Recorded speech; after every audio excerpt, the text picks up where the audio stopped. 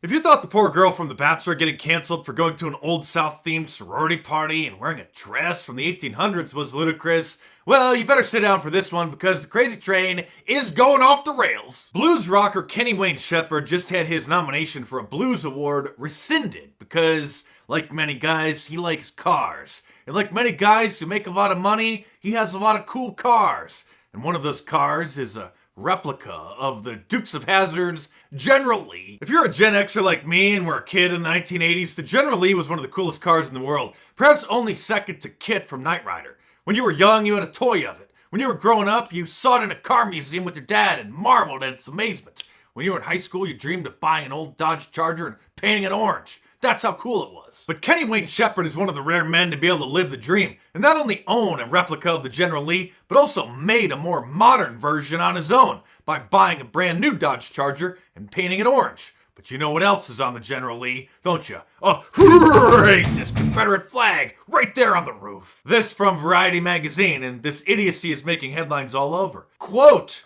Kenny Wayne Shepherd is no longer a contender for this year's Blues Music Awards due to controversy over his Dukes of Hazzard replica car and its Confederate flag imagery. Oh, but it gets even better. And I'm serious, this is not a parody. This is actually happening in what was once the land of the free and the home of the brave. Quote, late Thursday afternoon, he said that he had seen the errors of his ways years ago, and he mothballed the Duke's car and its flag, agreeing that the imagery was hurtful to blacks and that he apologized for having perpetuated it, apologizing for owning a car. He goes on to grovel, quote, the car was built 17 years ago as a replica and homage to the iconic car in the television series. Years ago, I put the car in storage, and some time ago, I made the decision to permanently cover the flag on my car because it was completely against my values and offensive to the African American community, which created the music I love so much. And I apologize to anyone that I have unintentionally hurt because of it. He continued, quote, I want to make something very clear and unequivocal. I condemn and stand in complete opposition to all forms of racism and oppression, and I always have. You may recall that back in 2015 now, the Dukes of Hazzard reruns were pulled from cable television because people started complaining about the Confederate flag. And I don't think it has ever returned because I haven't seen it since. Now I'm tempted to go buy the box set, and then one day I'll have a collector's item, and maybe I can put it up on eBay and sell it for a fortune. Oh wait, I forgot. You can't sell old used things that hurt liberals' feelings like Dr. Seuss books. I guess I'll have to go sell it on the street corner then, right? Psst, hey mister, you want season 2 of the DVD digitally remastered of the Dukes of Hazzard?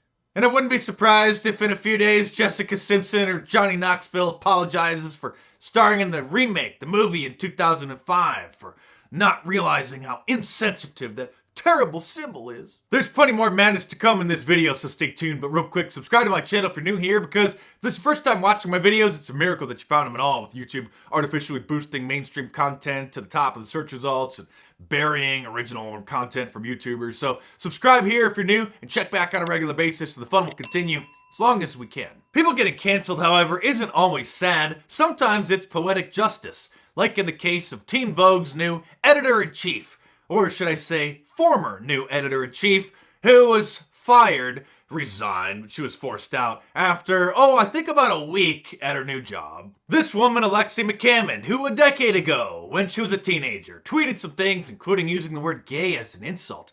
And she also insulted Asian people, which usually wouldn't really matter, especially since Alexi is a woman of color. She's black, so she could really do no wrong, except the recent events at the massage parlors in Georgia and Atlanta made it a really sensitive issue, so she got canceled. In this case, a lot of liberals are actually defending her and quite upset that she got canceled. Not that they want to stop cancel culture or think that this sort of outrage insanity has gotten out of control. It's because she's black, and usually people of color are immune from such things, but apparently not anymore. In Teen Vogue magazine, where she was going to be the editor-in-chief of, which I don't even think is a physical magazine anymore, I think it's just an online website, but still, it is the biggest cultural Marxist cesspool on the web aimed at teenagers. So anybody who would work there, let alone be the editor-in-chief, the lead decision maker, is a pure degenerate, and the world is better off that she's unemployed. In other news, old Joe had a Freudian slip and called Kamala Harris the president because, well, we all know she's the one in charge. Because we believe that speed and efficiency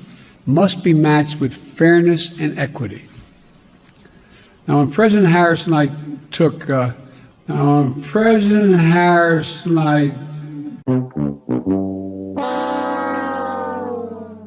It'll be a real miracle if old Joe is still the president much past the 2022 midterms, because he'll probably have to resign for obvious reasons, or his own cabinet will evoke the 25th Amendment to push him out and install Kamala as the queen. And I guess, come to think of it, it'll be a miracle if America makes it that long as well. Because, as you know, liberalism is more devastating than the coronavirus, and it's anyone's guess how much longer the country can actually survive it. But if you want to help spread the word and save 20%, get yourself a Liberalism Find a Cure shirt from my online store and use the promo code DOOMED at the checkout, because, well, that's what we're gonna be if we don't stop this thing soon. Like all of my designs, it's available in a t-shirt, long sleeve, and a hoodie, and a whole bunch of different colors as well. And if that's not your style, I'm sure that you'll enjoy my classic I Love Global Warming shirt. Contains facts and opinions some may find offensive shirt, or any of my awesome designs. So head on over to markdice.com or click the link in the description below, enter the promo code DOOMED at the checkout, and check them out!